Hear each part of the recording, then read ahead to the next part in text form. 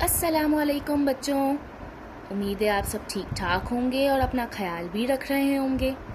आज मैं आपको बताऊंगी कि हुरूफ तहज्जी भी कभी बच्चे हुआ करते थे और जब वो छोटू बेबी थे तो उनकी भी शक्लें मुख्तलिफ हुआ करती थीं। जैसे कोई छोटा बेबी होता है उसकी शक्ल मुख्तलिफ होती है और जब वो बड़ा हो जाता है तो वो थोड़ा अलग दिखने लगता है। तो आज का सबक है आदि शक्ल के बारे में। आज मैं बताऊंगी कौन कौन से हुरूफ की आदि अशकाल होती हैं। अब हम अपना सबक शुरू करते हैं। हुरूफ और उनकी छोटी अशकाल। छोटी अशकाल को आदि अशकाल भी कहा जाता है और जुज़वी शक्ल भी कहा जाता है। अब हम बे से शुरू करेंगे। बे, ये है बे की पूरी शक्ल।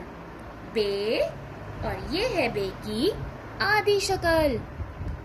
ब, बे, ब। बे को हम आधा कर देंगे। पूरी शक्ल वाले बे को जब हम आधा कर देंगे तो ये बन गई बे की आधी शक्ल। बे, ब, पे, प, ते, त, टे, ट, से, स,